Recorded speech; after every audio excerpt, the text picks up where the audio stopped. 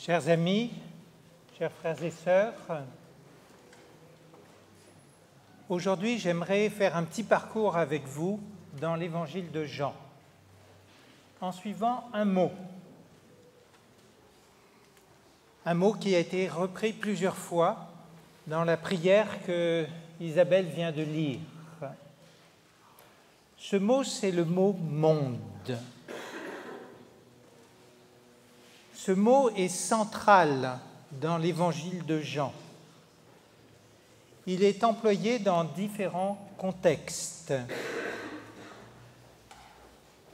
Il présente une réalité qui est toujours définie dans sa relation avec Dieu.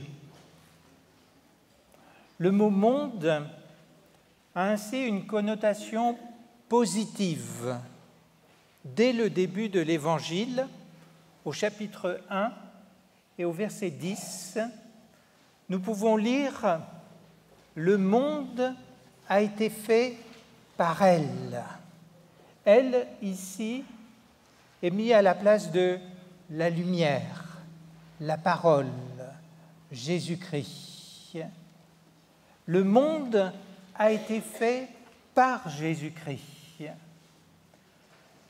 Au chapitre 3, verset 16, nous avons une autre connotation positive. Ce verset, vous le connaissez très bien. « Car Dieu a tant aimé le monde. » Dieu aime le monde, il aime notre monde. Souvent, nous nous arrêtons sur la suite du verset. Mais essayons de nous fixer sur cette idée. Dieu aime le monde. Ça va être particulièrement important pour comprendre ce que Jean veut nous dire au travers de l'utilisation qu'il fait de ce mot dans son évangile. Le mot « monde » a aussi une connotation négative. Toujours au premier chapitre et au verset 10, « Le monde ne l'a point connu ». Ici encore, il s'agit de Jésus. Ce monde créé par Jésus n'a pas connu Jésus. Et ça, c'est négatif. Un petit peu plus loin, au verset 19, il dit « La lumière étant venue dans le monde, les hommes ont préféré les ténèbres à la lumière. » On peut traduire « Jésus étant venu dans le monde, les hommes ont préféré les ténèbres à Jésus, parce que leurs œuvres étaient mauvaises. » Parlant à ses frères qui ne croyaient pas en lui, Jésus dit au chapitre 7 et au verset 7, « Le monde ne peut vous haïr. Il a de la haine pour moi, parce que je rends de lui le témoignage que ses œuvres sont mauvaises. » Et voyez ici toute la problématique que Jean est en train de soulever dans son évangile par rapport au monde.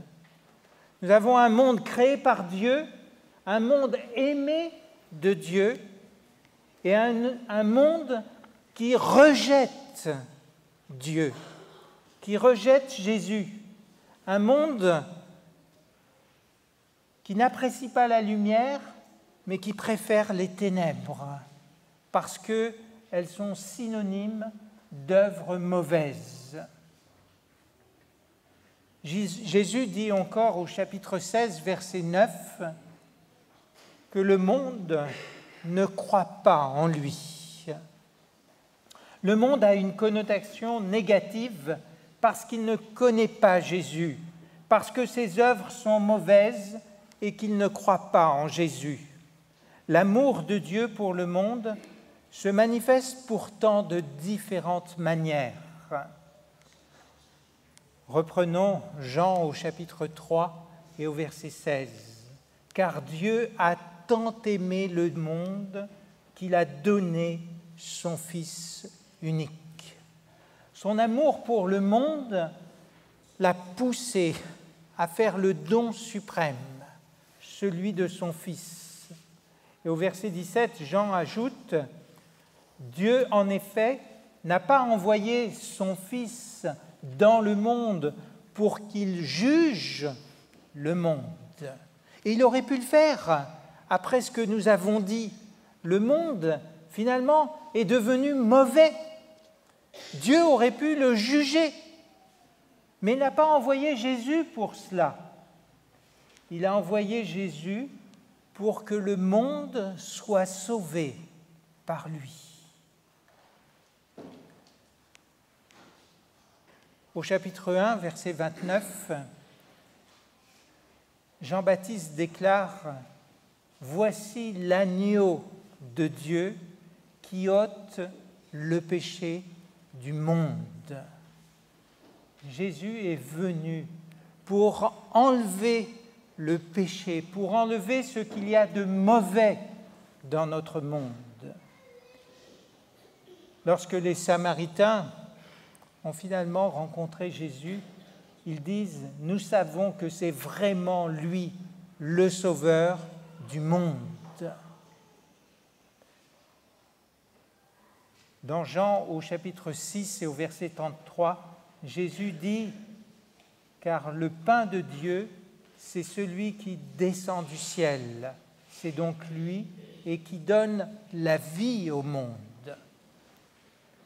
Et un petit peu plus loin encore, au verset 51, « Le pain que je donnerai, c'est ma chair pour la vie du monde. » Il y a cette volonté de la part de Jésus que le monde soit débarrassé du mal et qu'il puisse vivre.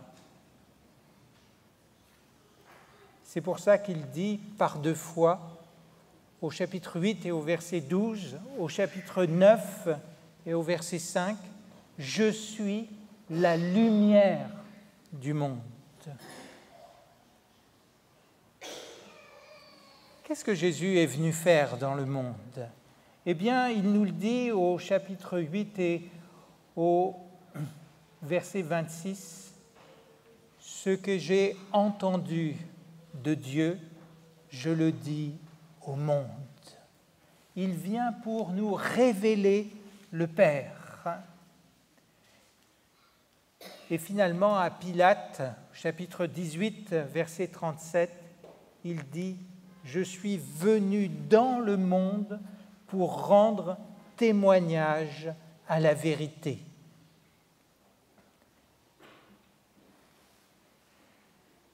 Ailleurs, dans l'évangile de Jean, toujours, chapitre 12, verset 31, Jésus est obligé de dire « Mais maintenant a lieu le jugement de ce monde. Maintenant, le prince de ce monde sera jeté dehors. » Parce que lui est venu et il a remporté la victoire, il a vaincu le monde. Ce que nous pouvons retenir de toutes ces déclarations transmises par Jean fidèlement, c'est que Dieu aime le monde et qu'il veut sauver ce monde pour lui donner la vie. Si je devais donner un titre à cette prédication, je l'aurais appelé « Jésus, le monde et les disciples » ou « Jésus, le monde et nous ». Est-ce que Jésus a quelque chose à nous dire en rapport avec ce monde, quelque chose à nous dire pour nous aujourd'hui? Eh bien, on peut être affirmatif, oui, il a quelque chose à nous dire. Et ce qu'il a à nous dire se trouve précisément dans l'évangile de Jean. Lisons quelques déclarations de Jésus à propos des disciples et du monde. Au chapitre 15, verset 19, « Si vous étiez du monde, le monde aimerait ce qui est à lui. Mais parce que vous n'êtes pas du monde et que je vous ai choisi du milieu du monde, à cause de cela, le monde a de la haine pour vous. » Il y a beaucoup de choses dans cette déclaration de Jésus. Premièrement, il nous dit que nous venons du monde. Nous, ses disciples, nous sommes dans ce monde et nous venons de ce monde. Mais nous ne sommes pas de ce monde. Parce qu'il s'est opéré un changement en nous.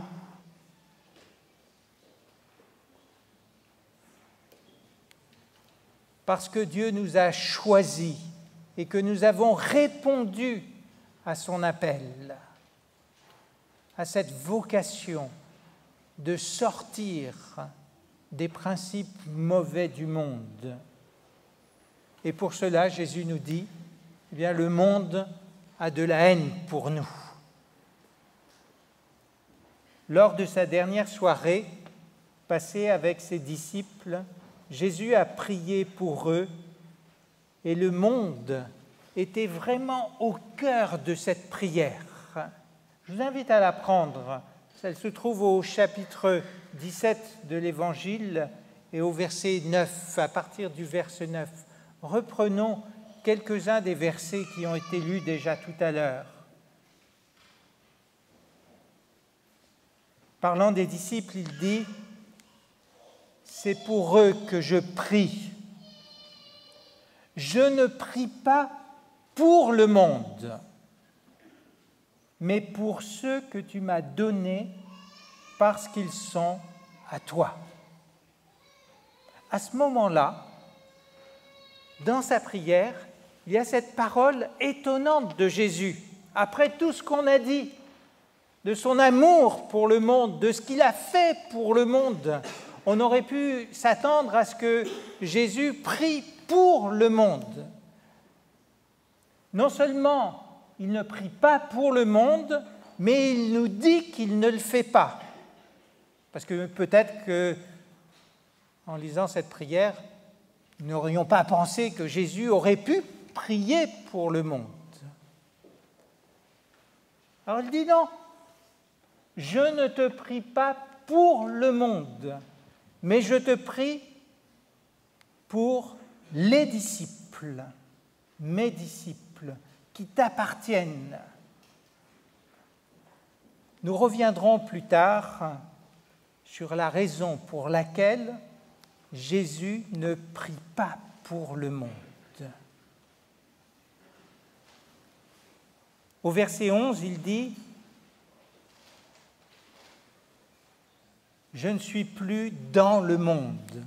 Il anticipe déjà. Il n'est pas encore mort sur la croix, mais il sait très bien ce qui va lui arriver et que le temps qu'il lui reste à passer dans le monde, c'est très peu de temps. Alors il anticipe, il dit « Je ne suis plus dans le monde, mais ils sont dans le monde ». Ces disciples qui appartiennent à Dieu sont eux dans le monde et lui, Jésus, va à Dieu. Père Saint, garde-les en ton nom, ceux que tu m'as donnés, afin qu'ils soient un comme nous. Jésus prie parce que ses disciples sont dans le monde et pour cette raison, il adresse à son Père une première demande. Garde-les afin qu'ils soient un. Donc Jésus demande à Dieu, parce que nous sommes dans ce monde, de nous garder d'une manière particulière. Au verset 13, il dit « Et maintenant, je vais à toi et je te dis ces choses dans le monde, afin qu'ils aient en eux ma joie parfaite. Pourquoi Jésus parle-t-il de cette joie parfaite qu'il éprouve? Jésus a une vision, il voit au-delà. Nous sommes à la veille de sa mort et il dit « ma joie est parfaite ». Il n'a pas encore vécu Gethsémani, il n'a pas encore vécu le sacrifice sur la croix, mais sa joie est parfaite. Et il veut que cette joie soit aussi la nôtre. Et c'est pour cette raison qu'il prie, parce que Jésus anticipe, il a dit déjà, nous l'avons vu tout à l'heure, qu'il aura la victoire sur ce qui est mauvais dans le monde. Cette joie est compréhensible parce que la mission de Jésus s'est achevée avec succès. Et Jésus le sait déjà, il va remporter cette victoire totale et il peut éprouver de la joie. Au verset 14, il dit « Je leur ai donné ta parole et le monde les a haïs parce qu'ils ne sont pas du monde, comme moi je ne suis pas du monde. » Retenez bien ce que Jésus dit ici. Je leur ai donné ta parole et le monde les a haïs parce qu'ils ne sont pas du monde. En recevant la parole de Dieu, on se démarque du monde puisqu'on a choisi d'être dans la lumière et de faire le bien.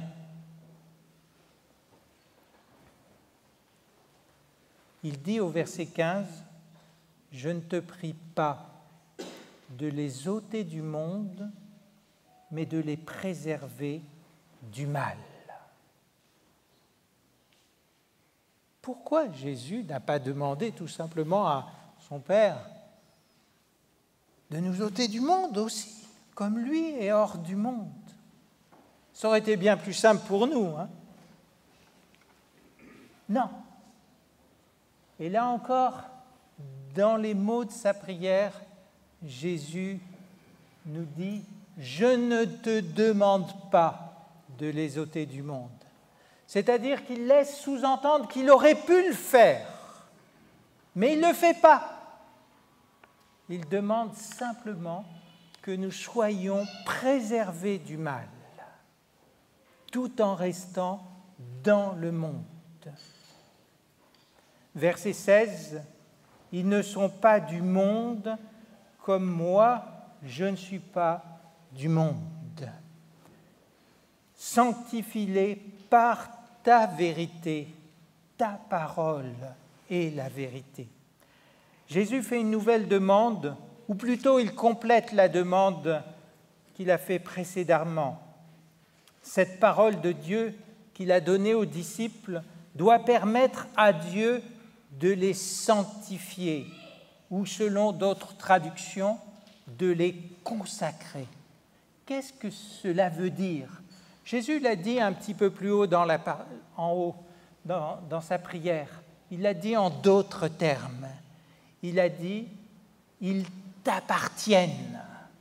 Sanctifier, c'est mettre à part pour quelqu'un, mettre à part pour Dieu. C'est au travers de la parole, qui est la vérité, que nous sommes mis à part pour Dieu et que nous appartenons à Dieu et que nous n'appartenons plus au monde.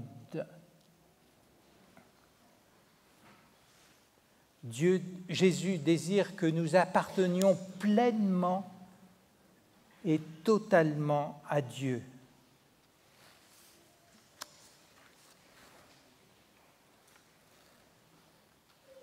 En disant cela, Jésus invite ses disciples à demeurer dans la parole de Dieu. Et c'est d'ailleurs tout le message de l'évangile de Jean. Une fois ce principe d'appartenance fondée sur la parole de Dieu, Jésus explique pourquoi il a demandé au Père de sanctifier ses disciples par sa parole. Verset 18, et nous arrivons au point important, qui est le plus important certainement dans la prière et qui nous concerne particulièrement.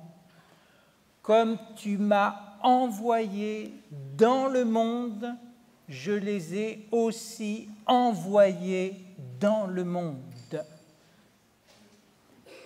Je me sanctifie moi-même pour eux, afin qu'eux aussi soient sanctifiés par la vérité. Jésus envoie les disciples dans le monde comme lui-même a été envoyé dans le monde par Dieu le Père. Jésus a été envoyé, nous l'avons vu, pour proclamer la parole de Dieu au monde, pour révéler Dieu au monde, pour que le monde soit sauvé.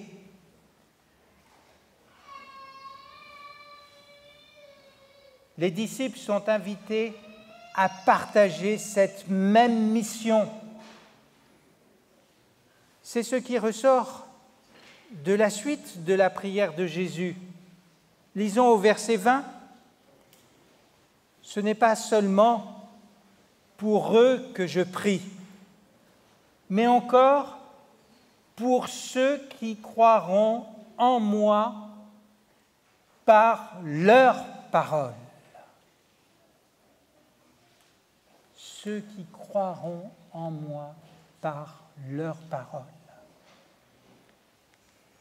Afin que tous soient un, comme toi, Père, tu es en moi et comme je suis en toi, afin qu'eux aussi soient un en nous, pour que le monde croie que tu m'as envoyé.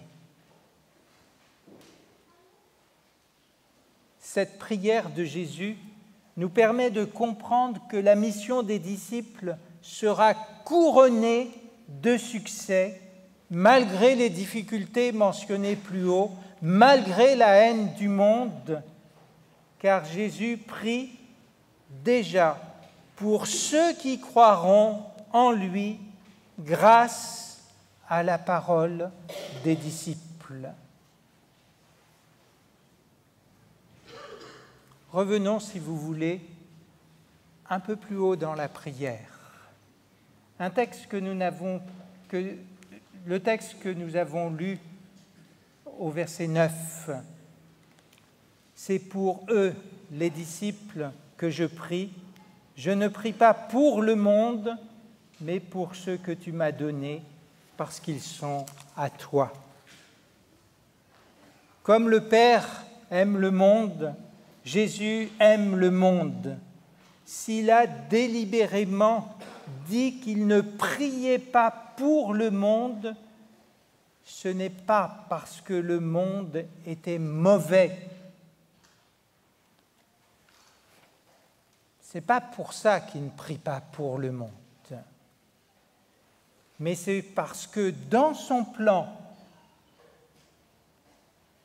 pour que le monde vienne à lui, ça doit passer par ses disciples.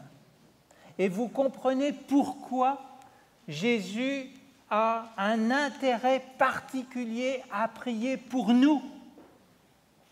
Parce que le monde ne peut venir d'après le plan de Dieu à Dieu que par l'intermédiaire des disciples. Waouh! C'est fort. C'est notre responsabilité. Et c'est pour ça que Jésus a dit, je ne prie pas pour le monde, mais je prie pour les disciples. Pour que le plan de Dieu s'accomplisse. De cette manière, dans cette prière, Jésus nous montre toute la confiance qu'il a mise en nous. C'était crucial pour Jésus de prier pour les disciples. parce que sur eux repose le salut du monde.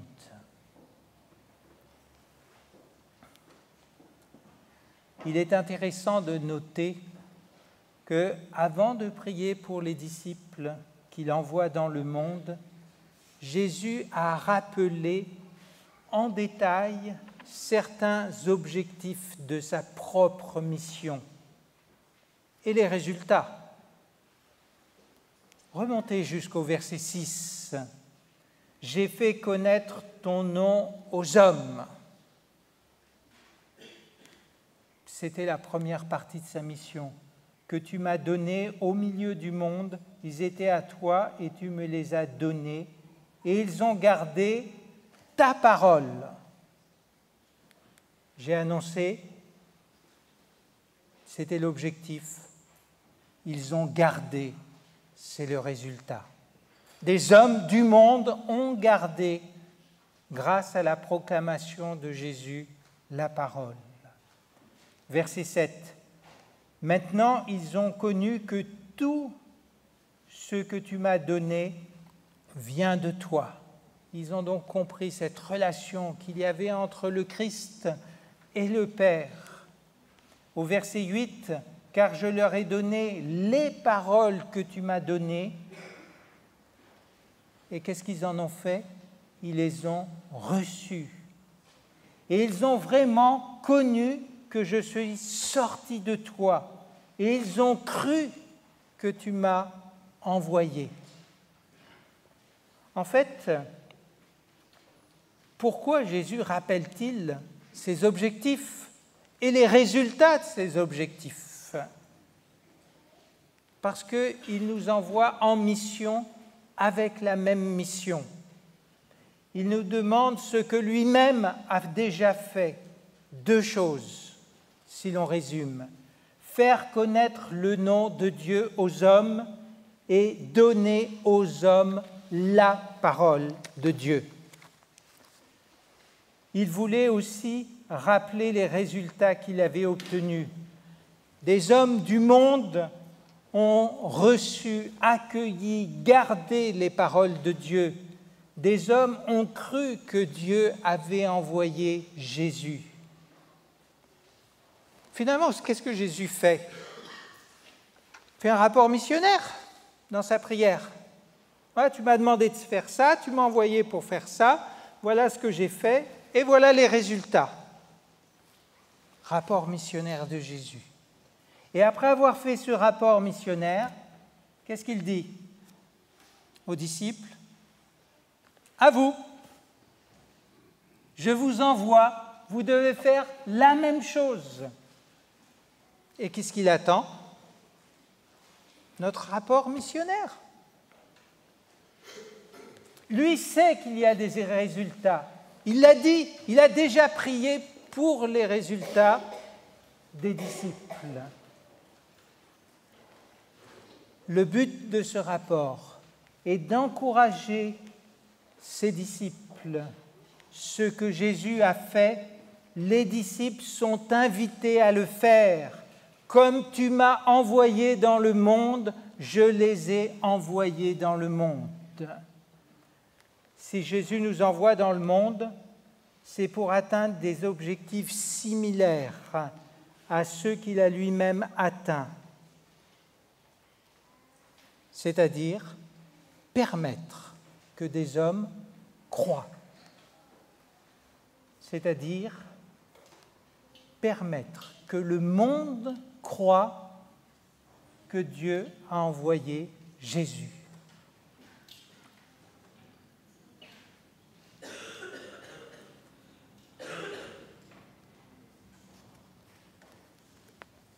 Est-ce que je me trompe dans cette manière de comprendre le texte de cette prière?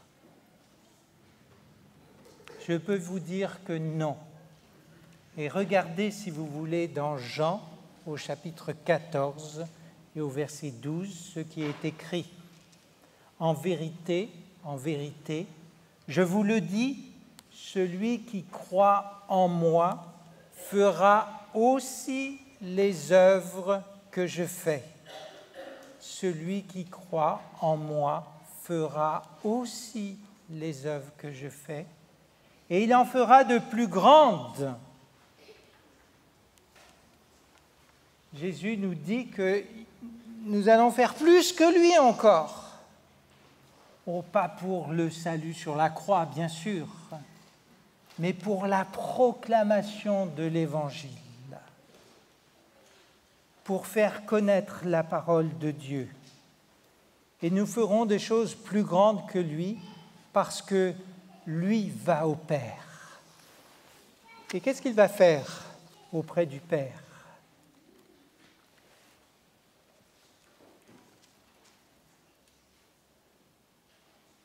Ne croyez pas que c'est vous qui allez amener les gens à croire. C'est au-delà de nos possibilités.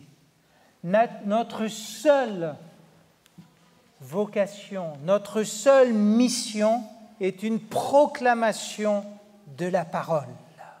C'est tout ce que Jésus nous demande. Il ne nous demande pas de convaincre les gens, il nous demande de proclamer et d'annoncer la parole de Dieu.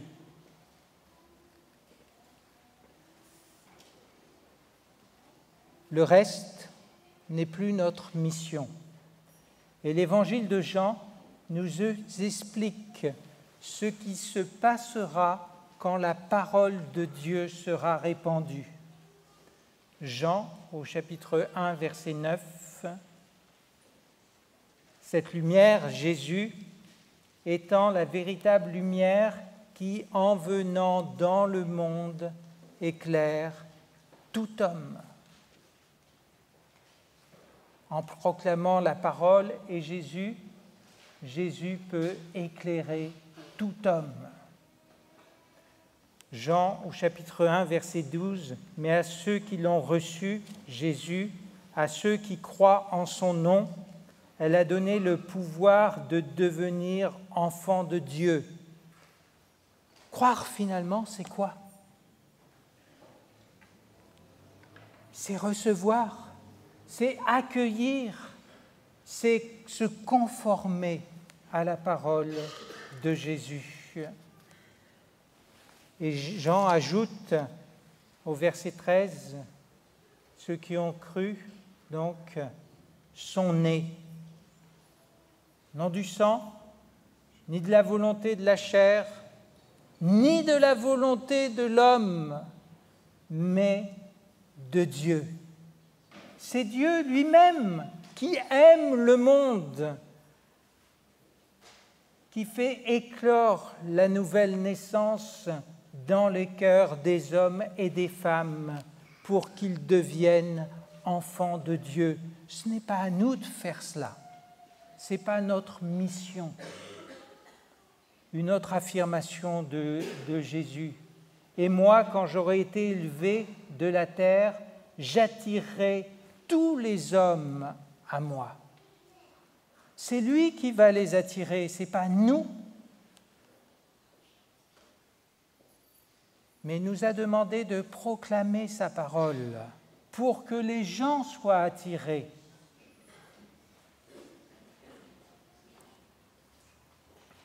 Parlant du Saint-Esprit, il est encore dit, toujours dans l'évangile de Jean, au chapitre 16, verset 8, « Et quand il sera venu, il convaincra le monde en ce qui concerne le péché, la justice et le jugement. » Nous n'avons même pas à convaincre les gens. Il faut simplement partager avec eux la parole. Jésus, Dieu le Père et le Saint-Esprit sont à l'œuvre pour permettre au monde de croire en la bonne nouvelle.